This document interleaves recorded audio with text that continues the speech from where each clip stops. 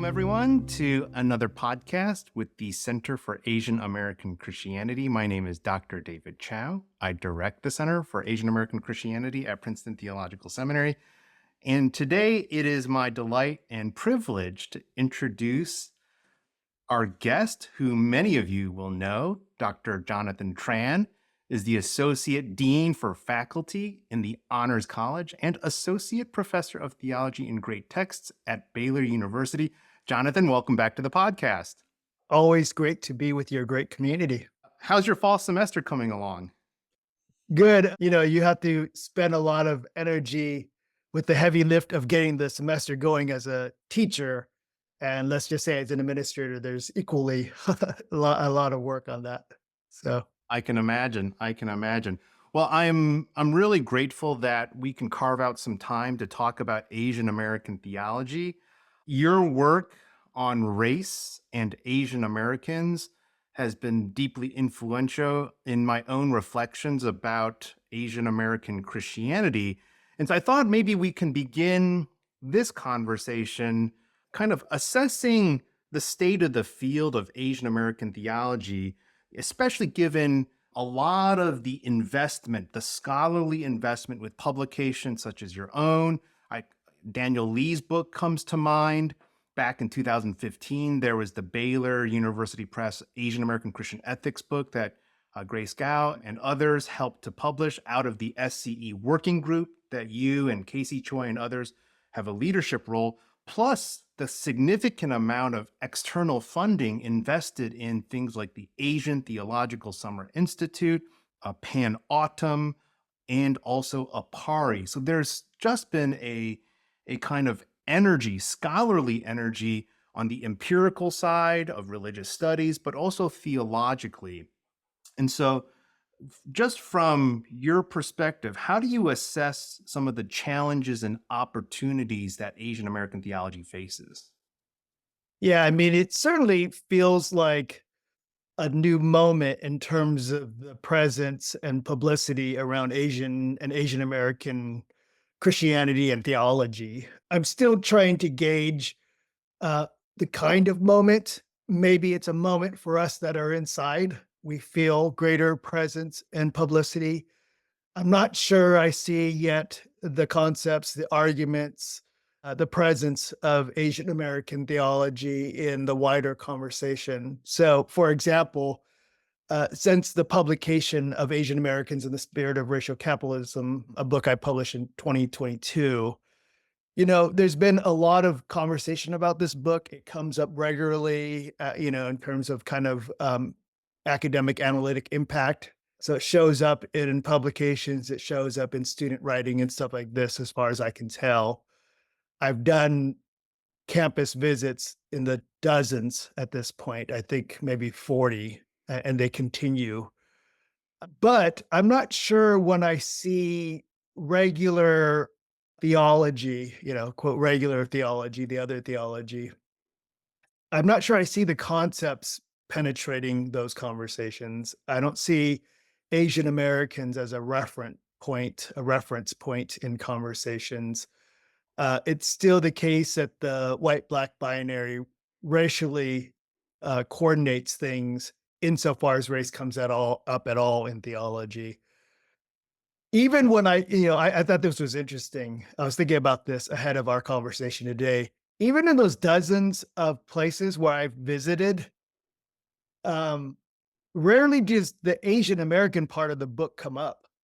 It's really the part of the book about race and racism and my analysis about race and racism through the lens of racial capitalism. Sometimes there's a couple conversation questions about Asian Americans, but unless it's specifically thematized to an Asian American audience, for example, something I and Melissa Borja did at Stanford a couple of years ago on our books, unless it's specified in that kind of way, thematized or framed in that way, it really doesn't come up. So that's to say that it may be the case that this Asian American has some standing in the public conversation that hasn't always translated, at least in my case, to kind of penetration in terms of the conversation. But, on the other side, I want to say there's no denying, things like that book, things like Pan Autumn, Apari, their presence in national and international conferences, their own conferences, the popularity, and just people knowing about people like you, people like your Casey Choi at Princeton, Grace Gao, as you mentioned, certainly Kwak Pulan. And so, there is something going on there. I'm just not sure the relationship between this and that, if that makes sense. It does. I think your initial comments about the wider field of Christian theology, the American Academy of Religion, race discourse from a religious perspective, and how the conversation takes a certain point of departure where Asian Americans get left out. That's my takeaway. So let's continue this sort of ethnographic descriptive exercise of the field of Asian American theology within the larger systems and structures and discourses. So let me put the question this way. So we've got Asian American theologians who are investing in the discourse of Asian American theology, and that's kind of going on in this sphere. This sphere is embedded within a broader sphere. We can point to things like AAR or Society of Christian Ethics, the sort of authoritative scholarly networks and professional institutions of the field writ large. And what we're observing is these are kind of hermetically sealed. They don't have a cross fertilization of concepts, arguments, and the kind of advancement of a research paradigm. So maybe just comment both on things you observe internal to the field of state of the field, things like maybe 30 years ago, Asian American theology used a lot of cultural idioms to begin to describe Christian belief systems and doctrines. And perhaps that is not as regnant now. Perhaps there's more of a post-colonial power analysis turn. So we have these developments, these trends internal to the discussion of Asian American theology, but maybe they are simply derivative of external patterns, academic patterns. Maybe they are there's a porous boundary, but I'm curious how you would begin to see developments internal to Asian American theology and how it relates or doesn't relate to the broader discourse. Yeah, so that's a really excellent kind of way to set things up. So one way we could think about what Asian Americans influencing American religion, religious studies, Christian theology is to imagine that there's a dominant circle. And in that circle is things like the American Academy of Religion, Journal of Modern Theology, who publishes in Cambridge, Oxford, who's speaking where. And then there's this distinct other circle that's hermetically, separated from this. And we can, the way I began the conversation was saying, I haven't seen quite very much penetration from this smaller circle to this bigger circle. But that actually may be a backward way of thinking about it, because one thing that presupposes is that this bigger circle is stable, but it's not. It itself is rapidly declining. So you and I have talked a lot about, outside of this podcast, something I've talked about as much as I can, as publicly as I can, which is Ted Smith's The End of Theological Education. And what Ted shows is this circle's rapidly shrinking, both for sociological reasons, but also for reasons of, say, its predecessor culture, which was rife with abuse, domination, imperialism, racism, all these kinds of things that we now are well aware of. So that circle is shrinking. So the strategy may not be for this other Asian American circle to penetrate that circle. It may be that the future of theological education is really to not focus on this big circle, but rather to focus on this little one. So, case in point, Ted Smith, who's not only this brilliant mind that wrote this book, The End of Theological Education, which I've said is the most challenging book to someone like me I've read in about a decade.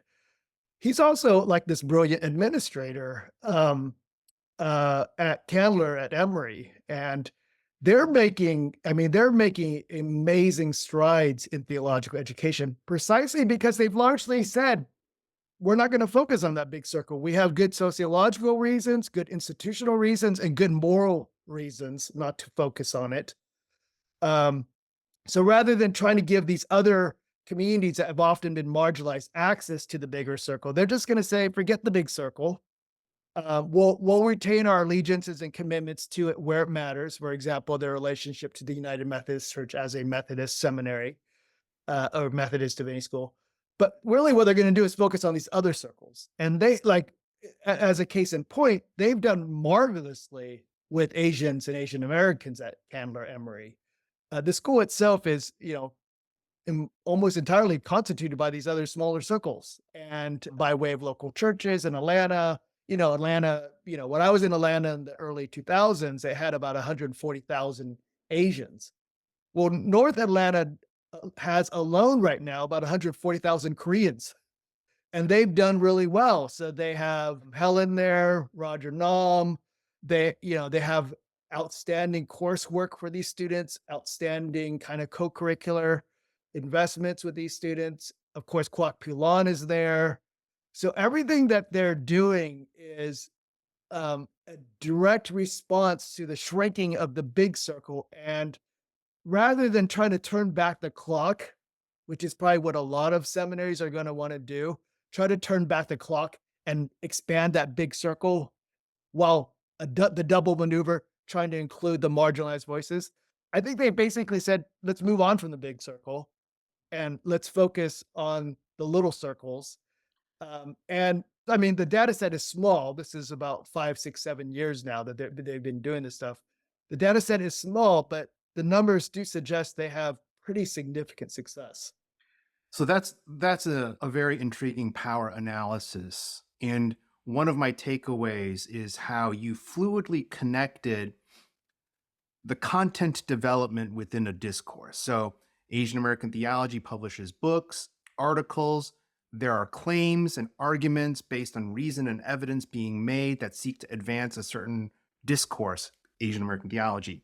But we cannot separate the content development from the structures of discourse, right? The institutions as well as the demographic trends. And one of my sort of pinpoints here in what you're saying is after 1965 Hart-Celler, which effectively repealed 1882 Chinese exclusion, you all of a sudden get the ramping up of migration flows, not just from Europe anymore, but from Africa, from Latin America, and from the Pacific theater, from Asia, which is your story and my story in very different ways, given the effect of the Vietnam War in your life, but also just I'm of Chinese background, my parents' story coming from the Civil War in China, then through Taiwan as kind of technology people. That's my dad. He's a chemist.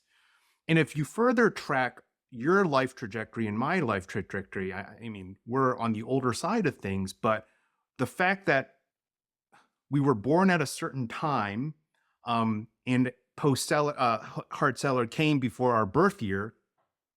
There's a reason why people in their 50s, such as yourself and myself, have kind of developed at a certain stage where we can contribute to the discourse in a way that is recognizable by the gatekeepers of the field, right? So there's a sort of clock, a kind of historical timing here that maps onto the structural development that allows for certain discourses to get greater attention. So that's what I'm kind of taking with some of your comments is, and I think that needs to be said. Let me kind of pivot back to, I want to focus on Asian American theology as a discourse. For those who are invested in that conversation, whether as one of their hats or one of the several hats that they wear as a theologian, as a Christian ethicist, as a religious studies scholar, what do you see as the promise and peril of trying to do Asian American theology? Like, so many scholars of Asian descent, they have to make a choice. Am I going to pursue like Augustinian studies, Barth studies? Am I going to make a name for myself studying Schleiermacher, these kind of tried and true domains of intellectual pursuit? Or am I going to throw my hat in the ring and publish something on Asian American theology as an article, as a book? Um, and that's kind of the practical side of the question, but maybe reflect on Asian American theology as an intellectual pursuit and the promises and perils therein. Yeah, and we can go back again to, even though this is on the discursive side of the conversation, we can go back to the circles thing, right? So the young, you know, early career Asian American scholar is going to look at the big circle, and she's going to ask, well, how do I get in there? Going back to the language of kind of penetration into that conversation. How do I get in there? How do I make a name for myself? How do I influence that from the inside? She's always going to have in front of her the little circle. And this is true, not, of course, not simply for the Asian American scholar. This is going to be true for anyone that's contextualized racially, gender, so on and so forth.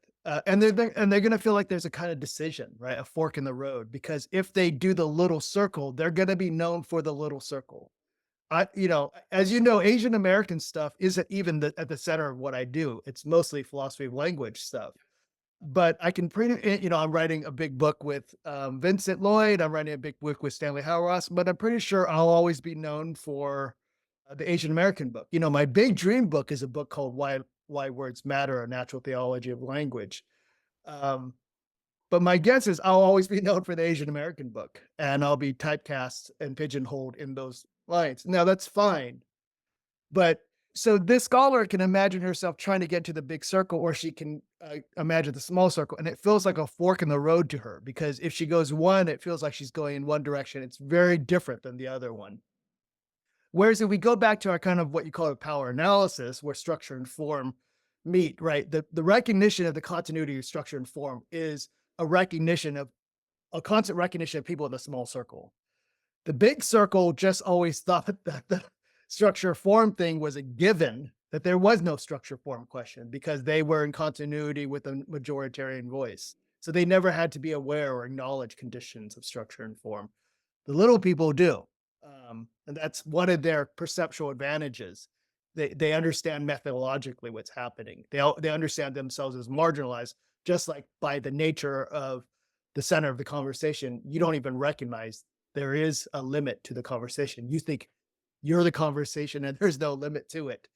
So she's trying to navigate between these two things. And so that's all rather abstract.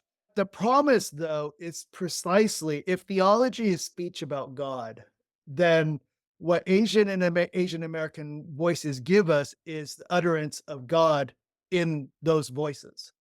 And, Wittgensteinian, or if you just go with broader analytic philosophy's commitment to linguistic holism, the concepts are going to carry in continuity with one another. And so how they think about God, the spirit, scripture, tradition, any loci of consideration, right? Any set of concepts in that, say, pneumatology or questions of missions, or ecclesiology, is going to be gathered in their mind with concepts of identity, immigration, racism, the model minority, what their kids are navigating in their local school, whether it's a Southern California school, New Jersey school, where there's lots and lots of Asians, or a Waco school where they're literally the only Asian in the building. Those concepts cohere, and they're going to utter the name of God in those contexts. So in other words, again, a recognition of the minority marginalized community is to recognize that Christian theology is always incarnational. It's always contextualized. And the benefit of the marginalized community is to recognize that that's not a loss, that's actually a gain. That maybe one of the most important philosophical and sociological statements Christianity, not maybe, probably the most important, is the incarnational claim about truth. And your folks, in terms of the Princeton pragmatists and the commitments to social practice, have always seen this as a win. You've had to, as I have had to, from a kind of Cavelian perspective, try to articulate to the majority why it's a win. They see it as a loss. Why it's a win. You have to make that argument. So that's the promise, is the utterance of God in these different previously unheard contexts. Here's the drawback. If you develop all your concepts in a little circle And you not only that, but and these little concepts cohere within this circle. But not only that, you also define your concepts, you work them out in contradistinction to the big circle. What you surrender is the aligning concepts within that big circle that can contribute to your concepts in the little circle. Especially if you think the big circle and its concepts are already corrupted and compromised vis-a-vis the history of racism, imperialism, European Christianity, so on and so forth. Here's an example. What is the state in America of of systematic theology, right? You all at Princeton think about this a lot because you're probably one of the very last bastions that even think about the concept of systematic theology. The idea that theology, that when we talk about God, it needs to cohere with any other number of collateral commitments related to how we read scripture, the tradition, reason, experience, the so-called quadrilateral that informs theological utterance, theological speech, theological argument, the production of theology. In the past, we thought those all went in. And so experience mattered, race mattered, racialization mattered as part of the experience part of the matrix, et cetera, et cetera. But if you define yourself over against elements of that quadrilateral, you no longer have them as resources to inform how you speak about God. So I think the peril at this point has to do with Asian and Asian Americans, but it has to do with the larger shifting dynamics of that bigger circle. We don't know what to do with systematic theology, and no one does systematic theology anymore, right? Kevin Hector's book, Christianity as a Way of Life. I said at the AAR session, I joked, Kevin's a very, very dear friend. Kevin, it's great you wrote this book. You did a systematic theology, and no one cares about systematic theology anymore. And then Kevin's response was to say, of course people cared. And I said, what books are you talking about that they care so much about? And all the books he mentioned were like 50 to 80 years old. But, Kevin and I are deeply committed to systematic theology because we're deeply committed to systematic thought. And theology is not simply systematic thought. It is the most systematic thought of all thought because it encompasses a cosmology that requires, as Barth said, to be the queen of the sciences. In other words, what Barth was suggesting, what Thomas was suggesting, is if you're going to talk about God, you need to be able to talk about everything because God is everything, right? Or God is involved with everything. And there's so much suspicion about systematic thinking at this point. There's so much suspicion about analyticity. These are considered products of the white man's game or whiteness or whatever. And I think these are massive conceptual mistakes, massive methodological mistakes, massive political mistakes. But I can also see the reason why you would go in that kind of way. So, as an example, I sometimes think about is when I talk to PhD students, almost none of them write systematic theology theses anymore, dissertations. They all feel this significant pressure to do contextualized or constructive theology that's located in some, disparate community in the world. And again, there's something just and right about that. There's something honest about that all theology works out of particular contexts that are provincial and defeasible. But my worry is that we're leaving too much on the table. And that there's a mode of our critical posture towards, tradition, scripture, history, that then leaves very critically mined resources, unavailable to us. Let me put on my phenomenological hat from Hegel. So, one formation of consciousness you've identified is the macro circle of unconsciousness about our limits. We do decontextualize stuff. We don't think about structure and form because we're the majority voice in culture. There's another formation of consciousness that comes along and says, hold on, structure and form matter. In fact, the content that we generate is generated from a specific space and time and racial embodiment and gendered embodiment, etc. And so the way that the discourse occurs now is that these formations of consciousness are viewed as enemies, mortal enemies of each other, and they seek to divide and conquer each other. And this gets animated through our public discourse, our religious culture wars, etc.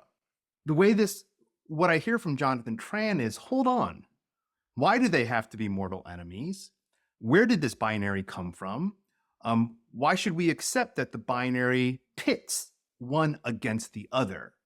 And to kind of synthesize here, Geist, absolute spirit on your account is the synthesis of the strengths from these various formations of consciousness without their weaknesses.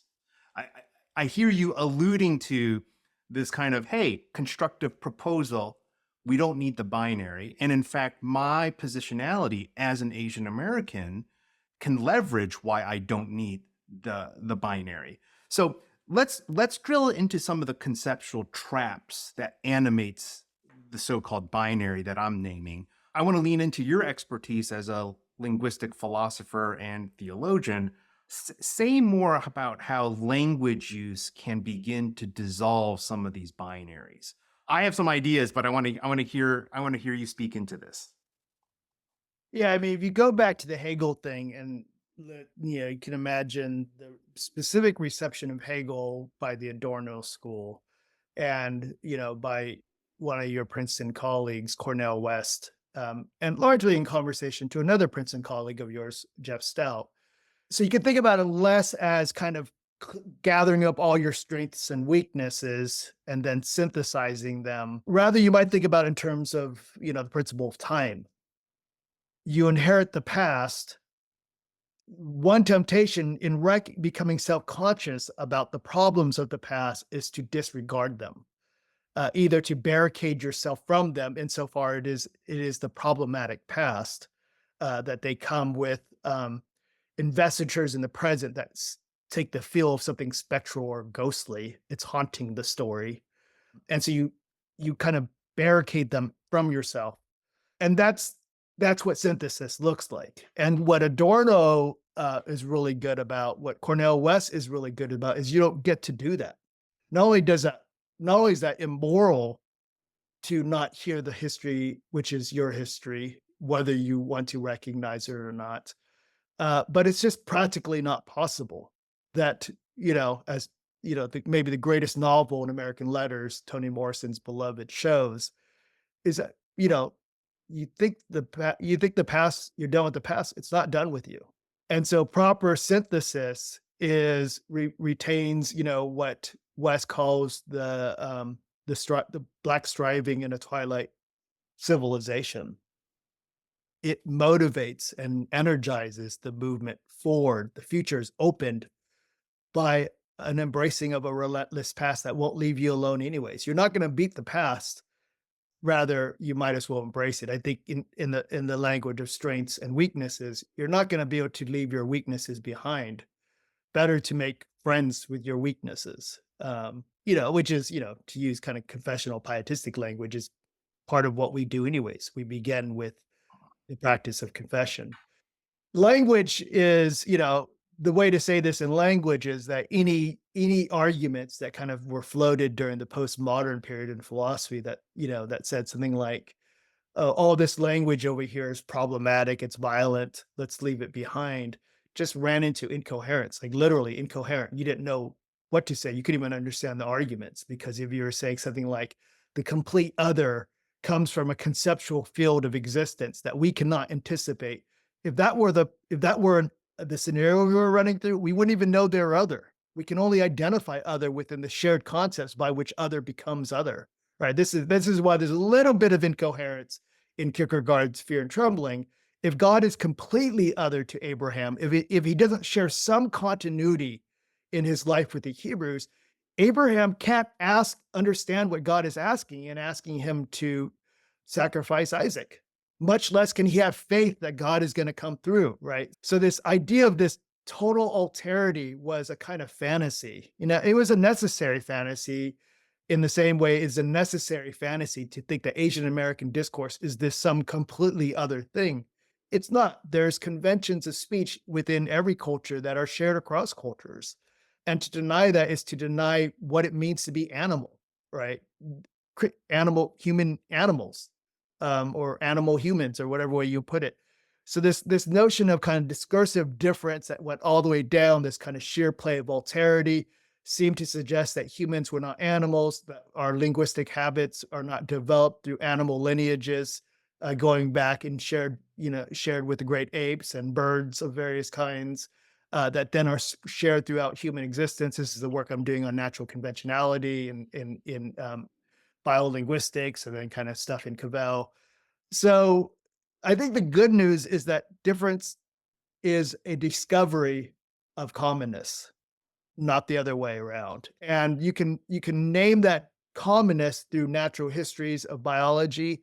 You can name that commonness through analytic precision about how language works, about how convention works, how it's natural. But the way I want to narrate it, and this is in reference to that book, Why Words Matter: A Natural Theology of Language, is precisely because God created us. And the shared DNA is the participation in the divine life. So there can't be any pure alterity either in relationship to us and other creatures because we all share in the gift life of God. I love hearing and engaging in this graduate level seminar on linguistic theology. I think many of our scholars and students in the audience will appreciate it. I want to inflect the scholarly analysis in the practical and the quotidian. So, as you were talking about how disjuncture does not go all the way down, there is a common life that is shared. And as a Christian theologian, this common life that is shared is given as creatures, right? Which acknowledge a creator called God. I think that's exactly correct. I think it's really powerful theologically to name the triune creator, redeemer, reconciling God as what is shared across difference. All right. So that's a powerful view of metaphysics, of created reality, and it's linguistified. The analogy into the quotidians of Asian American life is, let's talk about intergenerational family life and church life. A lot has been made from Silent Exodus in 1990s from Helen Lee about the development of English ministries for the second gen and this kind of split. Split is a little strong, but I think it's apt. Where, oh, first gen folks do X, second gen folks do Y, and now 30 years out from Silent Exodus, we have Gen Z and Alpha. And oh my gosh, they're doing something different.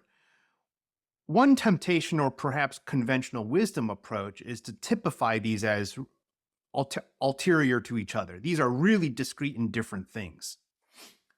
However, if you really burrow down into that logic, you realize it is not sustainable. Actually, and we have our friend Isaac Kim, who kind of theologizes and sociology. Oh, there's a lot that binds us together. There's racial capitalism. There are these political economic structures that are shared. We ought to give due attention to those shared social conditions across generations. So I am very much invested in accounting for the cultural and generational differences within Asian American family life that also get reflected in Asian American church life. This seems to go directly to the point that you're drawing about, yeah, difference doesn't go all the way down. There are things that are shared, and we need to account for both. So I'd love to hear from your. So here's the question. The question is about concept use and communities. This is something that you and I have texted about, and I'm very interested in this from sort of a social pragmatic perspective. But I also want it to drill in and make sense for Asian American pastors. You've got youth ministers. How they disciple the youth is going to be slightly different from how they disciple college students, from young adults, and from parents, right? So there's all of these temptations and pressures to kind of differentiate. But then I also want to say, hold on, there are things that are shared across this as well. And I'd love for you to put on both your scholarly and your practical hat and speak into this condition. Sure, yeah, it's a great question. There's a book that just came out by Oxford, by my colleague here at Baylor, Natalie Carnes, called Attunement. And it's an account of feminism that says that what we Christians mean by feminism is actually in continuity with the tradition of Christian thinking. And Natalie's, primarily a patristic scholar. So she's able to trace the work of folks like um, Gregory of Nyssa to ongoing conversations that kind of that advocate for agency of women and so forth. She gets she's downstream philosophically from Rita Feltsky, Bruno Latour, people who have said, well, you think about the networks of articulation, the networks of discourse, the networks of human action and practice, whether it be in the church or whether it be in the academy, these are highly integrated. They're tuned in serious ways, right? Latour's argument that we have never been modern is that we have never been as discrete and separated as we would like to think, right? Modernity was the attempt to distinguish, delineate, um, separate everything to make for cleaner, say, conversations about God, about the state, about the individual. And Latour's argument is that that was silly. It was maybe a nice thought experiment, but that never was the actuality. And Natalie is saying something similar about feminist discourse. We've tended to think that feminist discourse is something over and against traditional confessional Christianity. It's not, it's internal to one another. What we love most about feminism, we can find germs of that in, and that makes sense because why would we love it if it, in some sense, there wasn't some self sameness, right? The Psalms language that sameness is attracted to sameness. So, I think it's kind of a hermeneutical point about how we receive the world. Well, you can only, as Hauerwas says from Iris Murdoch, you can only see the world that you've learned to talk about. And so the concepts of seeing otherness is an achievement of living in a common universe, right? So as McIntyre always says, an argument, a genuine argument is a moral achievement because you can only argue with those who understand enough that they feel offended that they need to argue with you. And there's only a productive argument insofar as you have shared concepts and practices that the conversation has some meaning, traction, and significance for you. So for Asian Americans, I mean, I think the good news is that part of the silent exodus, I mean, the language of silent exodus came up in the late 90s, and it traced kind of sociological data that were showing, massive people like you and me leaving immigrant Asian churches that were for a long time the kind of staging ground for Asian and Asian American life in the country. Even if you weren't Christian coming out of Taiwan, you may in fact become Christian at in Atlanta because there's a church near Georgia Tech where all of you came to be engineers, and there's social life for Taiwanese there, and you learned America and Jesus and Taiwanese America at the same all at the same time.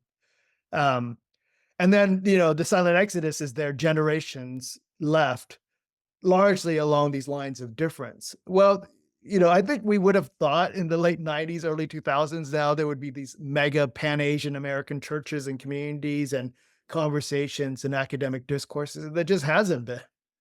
Um, and I think one way to say that is that the Exodus, those people, returned to their base, communities, their families, their parents, their kind of immigrant churches. And I think there's some suggestion that that's the case, but it's also the suggestion that they haven't gone anywhere. It's, you can honestly say in the 1990, early 90s, I mean, late 90s and early 2000s, that the future of the Asian American church would be Dave Gibbons' New Song and Ken Fong's Evergreen. But those churches are very, very small at this point, right? When I was there, they were in the thousands. I interned with Dave at New Song in being part of its heyday. But even then, you could already feel a kind of expanding, but then reclining, kind of retracting movement. Because eventually, if you define yourself over and against everything, then people are going to naturally ask, what are we for? And so I think in the same way that Natalie is saying, the best way to name this kind of give and take between feminism and traditional Christianity is this attunement. It's a relationship of love, right?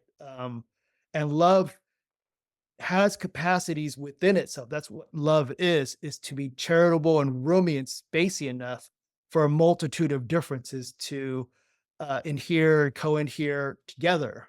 And so what this means for Asian Americans, I'm not sure. It's a really interesting moment because I think it is some reversion to the first generation church. It is some movement to these kind of small pan Asian churches, but the vast majority have just left church, just like the vast majority of non Asians have left church. But, and this is the point of Ted Smith's book, that doesn't mean they've actually given up on Christianity or Jesus. It just means that they're not going to the big circle to figure out how to do it. They're neither satisfied with the big circle or the little circle.